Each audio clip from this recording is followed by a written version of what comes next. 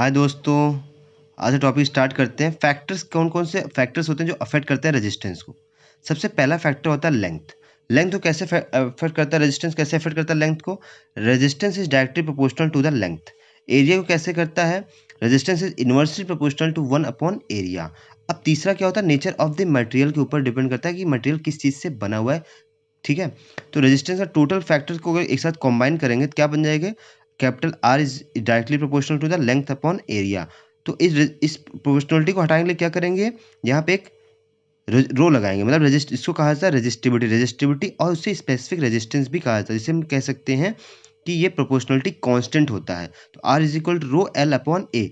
तो रो की वैल्यू क्या आ गई, R into A upon L. इसको इसकी यूनिट क्या होती है, ओम मीटर इसकी यूनिट होती है।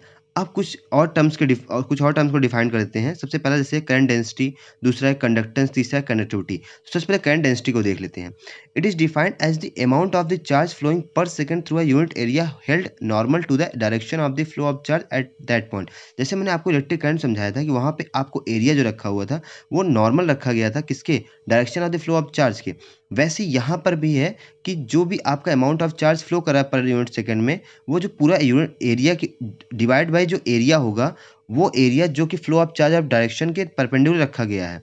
तो करंट डेंसिटी को किससे डिनोट करता है, जे से। अब इस पूरे को जो मैं आपको बताया उसको हम एक्सप्लेन करने फिर से कोशिश करते हैं। करंट डेंसिटी को डिनोट करते हैं जे से। जे इज इक्वल टू क्या होता है, amount of the charge flowing per second, मतलब Q upon T divide by the total area जो नॉर्मल रखा गया direction of the flow of charge के। तो जे क्यू अपॉन टी मैंने जस्ट बताया आपको, वो क्या होता है, आई होता है। तो J is equal to I upon A ampere per metre square. ये होता है करंट डेंसिटी का फार्मूला। दूसरा टर्म देखते हैं, कंडक्टेंस क्या होता है। It is equal to the reciprocal of its resistance, मतलब जो रेसिप्रोकल रेजिस्टेंस को कर देते हो उसे कहा जाता है कंडक्टेंस। इस जी इज इक्वल टू, इसको डिनोट किया जाता है जी से। जी इज इक्वल होता है 1/r। इसकी यूनिट होती है पर ओम, या फिर इसको मो लिखते हैं और साइमेंस भी लिखते हैं। अब तीसरी बात करते हैं कंडक्टिविटी की। कंडक्टिविटी जो the reciprocal of the resistivity of the material is conductive, मतलब रेसिप्रोकल किसका होता है, अगर रेजिस्टिविटी का रेसिप्रोकल कर दिया जाए तो उसे कहा जाता है कंडक्टिविटी। कंडक्टिविटी को डिनोट किससे किया जाता है, सिग्मा से। सिग्मा इज इक्वल टू 1/रो। रो क्या होता है आपका रेजिस्टिविटी, सिग्मा क्या होता है आपका कंडक्टिविटी। इसकी यूनिट क्या होती है, पर ओम मीटर या फिर और मो पर मीटर और साइमन पर मीटर। ये हो गया आपका बेसिक टर्म। अब एक और टर्म डिफाइन करते हैं, vector form of Ohm's law. हमें पता है, सबसे पहले मैंने इलेक्ट्रिक फील्ड को पोटेंशियल डिफरेंस के रिलेशन में मैंने बताया था कि E इज इक्वल टू क्या होता है, V अपॉन लेंथ। तो अगर V की वैल्यू निकालो तो क्या निकल जाएगा, कैपिटल E इंटू एल। अब ओम्स लॉ आपको पता है, ओम्स लॉ क्या होता है, V is equal to I R. अभी जस्ट मैंने R को रिलेशन बताया कि R का रिलेशन वैसे फैक्टर्स कौन कौन से फिट करते हैं, R is equal to rho L upon A dot I. अब सो ई एल, अब दोनों जो V is equal to E L आया और V is equal to rho L I upon A आया, दोनों इक्वेशन को इक्वेट करते हैं। तो E L is equal to I rho L upon A, L L cut गया, E की वैल्यू क्या आ गई, जो जे रो। अब जे रो आपको बताया मैंने कि रो और सिग्मा में दोनों में क्या है रिलेशन, इनवर्सली प्रोपोर्शनल का रिलेशन है, मतलब एक दूसरे के रेसिप्रोकल है। तो रो इज इक्वल टू क्या आ गया, 1/सिग्मा। इज इक्वल टू क्या आ गया, J upon sigma. J is equal to क्या आ गया, सिग्मा ई। ये होता है हमारा वेक्टर फॉर्म, मतलब current density is equal to sigma is equal to conductivity into electric field. ये होता है हमारा vector form of the Ohm's law. अब तीसरा, इसके बाद थोड़ा सा देख लेते हैं classification of the material in terms of resistivity. मतलब कुछ ऐसे मटेरियल होते हैं जिनको रेजिस्टिविटी के टर्म में डिफाइन किया जा सकता है। मतलब मटेरियल्स को क्लासिफाई किसके टर्म्स में किया गया, रेजिस्टिविटी। जैसे सबसे पहला कंडक्टर्स, इंसुलेटर्स और सेमीकंडक्टर, इनको 3 पार्ट में डिवाइड किया जाता है। एक कंडक्टर्स होते हैं, एक इंसुलेटर्स होते हैं और तीसरा क्या होता है, सेमीकंडक्टर्स। अब कंडक्टर्स क्या होते हैं, basically the material which has low resistivity, मतलब जिनके ना लो रेजिस्टिविटी होते हैं, मतलब वो बहुत कम अपोज करते हैं फ्लो ऑफ चार्ज को। उन्हें वो किसके टर्म में, किस कैटेगरी में आते हैं, कंडक्टर्स की। इनकी रेंज क्या होती है, 10⁻8 ohm per metre to 10⁻6 ohm metre, ohm metre. Example क्या होगा, कॉपर, एल्युमिनियम। इंसुलेटर्स में क्या होता है, द मटेरियल विच बहुत ज़्यादा हाई रेजिस्टिविटी होती है, उसे कहा जाता है इंसुलेटर्स। इनका रेंज क्या होता है, 10⁻14 ohm metre to 10⁻16 ohm metre. Example आप बहुत सारे देख सकते हो, रबर हो गया आपका, वुड हो गया आपका। सेमीकंडक्टर की बात करते हैं, the material which has resistivity in between conductor and insulator, मतलब इनकी जो रेजिस्टिविटी होती है वो ना तो बहुत ज़्यादा हाई होती है ना बहुत ज़्यादा लो होती है, मतलब कंडक्टर्स और इंसुलेटर्स के बीच में लाई करती है, जिनका रेंज क्या होता है 10⁻6 ohm metre to 10⁻4 Om metre.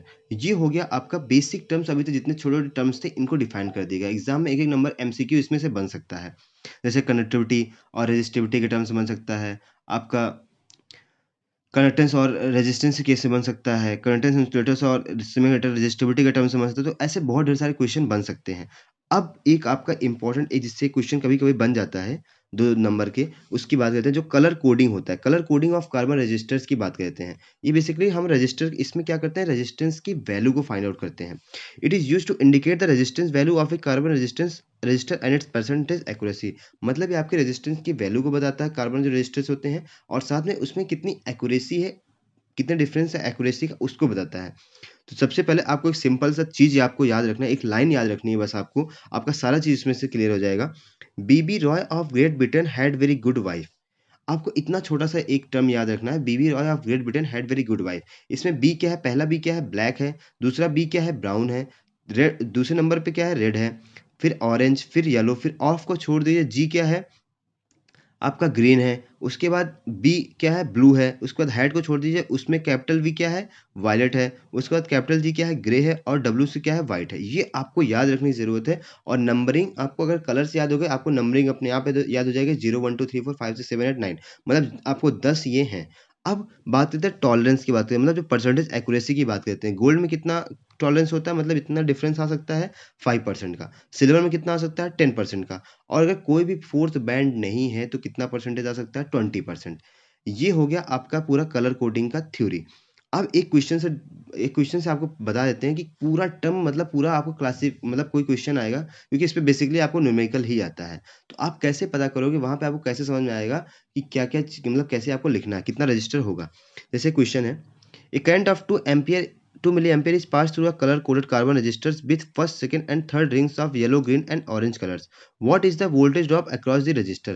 मतलब ये बोल रहा है कि आपको 2 एम्पीयर करंट पास करवाई गई है, एक कलर कोडेड कार्बन रजिस्टर है जिसमें कौन-कौन से फर्स्ट, सेकंड और थर्ड रिंग में क्या-क्या है, येलो, ग्रीन और ऑरेंज कलर से।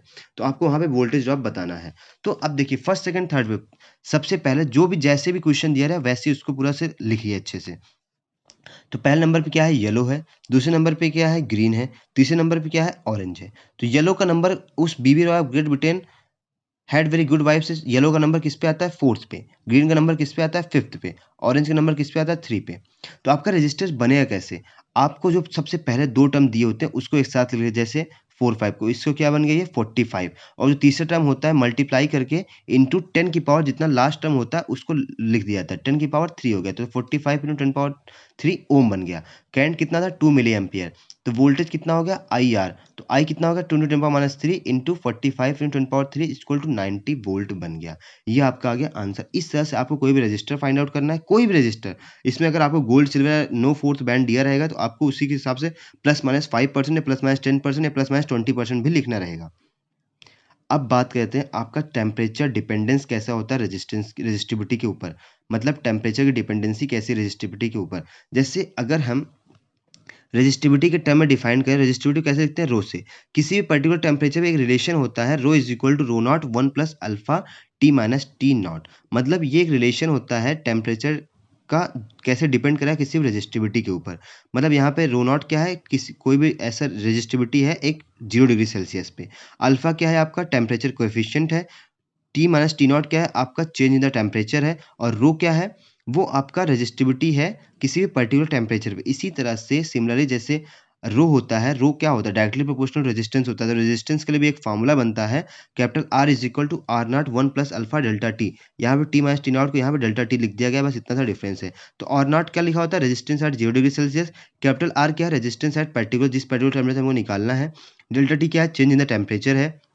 अल्फा क्या है, temperature coefficient of the resistivity है। अब ये टेम्परेचर डिपेंडेंस ऑफ रेजिस्टिविटी आपको डायरेक्टली इस पे भी एक क्वेश्चन ही आएगा, आपको थ्योरी नहीं आएगी।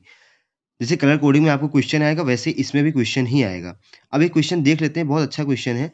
The resistance of the platinum wire of a platinum resistance thermometer at an ice point is 5 ohm, at an steam point is 5.39 ohm. When the thermometer is inserted in a hot bath, the resistance of the platinum wire is 5.975 ohm. Calculate the temperature of the bath.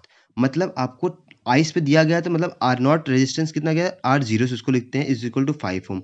Steam का मतलब होता है 100 degree Celsius, तो यहाँ पे लिख दिया गया आर 100 कितना हो गया आपका 5.39 ओम। सॉरी यहाँ पे 23 लिख दिया गया, 39 ओम यहाँ पे होगा। उसके बाद आपको ये रेजिस्टेंस किस पे दिया गया है, बाथ पे दिया गया है, मतलब उस जब आपने थर्मोमीटर उसमें इंसर्ट किया वो उसका अभी टेम्परेचर नहीं पता है। तो आपको क्या हो जाएगा, R इज इक्वल टू 5.795 ओम, यहाँ भी गलती लिख दिया, 975 ओम यहाँ होगा। आपको फॉर्मूला पता है R is equal to R naught 1 plus alpha T होता है। यहाँ पे आपको अल्फा भी नहीं दिया हुआ है, टी भी नहीं दिया हुआ है, यहाँ पे आपको कुछ नहीं दिया हुआ, आपको सिर्फ आपको टेम्परेचर पूछ लिया कितने टेम्परेचर पे होगा। तो आपने आर माइनस आर नॉट को इधर ले लिया तो आर माइनस आर नॉट हो गया is equal to R naught alpha T बचा। अब ये हो गया आपका पहला इक्वेशन। अब दूसरा इक्वेशन, क्योंकि आर नॉट आपको दिया हुआ इसलिए आपको आपने पहला इक्वेशन मान लिया। अब दूसरा इक्वेशन क्या है, आर हंड्रेड आपको दिया हुआ, R hundred minus R naught is equal to R naught alpha 100, ये आपने दूसरा इक्वेशन बना लिया उसी फार्मूले से। तो आपको एक पर्टिकुलर जो आर जो थर्मोमीटर टेम्परेचर था उस पर मान लिया कि वो आर है, और आर हंड्रेड आपने स्टीम को मान लिया, किससे दोनों को माइनस किया है, आर नॉट, मतलब 0 डिग्री सेल्सियस से आपने कंपेरिजन किया हुआ है।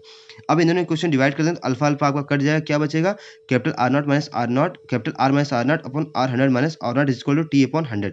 टी की वैल्यू कितनी हो जाएगी, R R capital R minus R naught upon R hundred minus R naught into 100 हो जाएगा। तो आर की वैल्यू कितनी है, 5.975 या 795 है, और माइनस आर नॉट की वैल्यू 5 है, और इसकी वैल्यू कितनी है 5.23 माइनस 5 इंटू 100। जो भी आपको जो भी इसमें आप जो भी मतलब ये बताने का तरीका है, यहाँ वैल्यूज हो सकता है गलत लिख गई हो गलती से, तो आपका आंसर कितना आ जाएगा, जो भी आपका आंसर आएगा, जो भी टेम्परेचर आएगा वो आपका आंसर हो जाएगा। मतलब ये बताने का तरीका कैसे इस फॉर्मूले को आप यूज़ करेंगे और कैसे इससे कोई भी कैलकुलेशन कर सकते हैं। अगर आपको कोई भी दिक्कत है तो प्लीज़ कमेंट में ज़रूर बताइए। Thank you so much.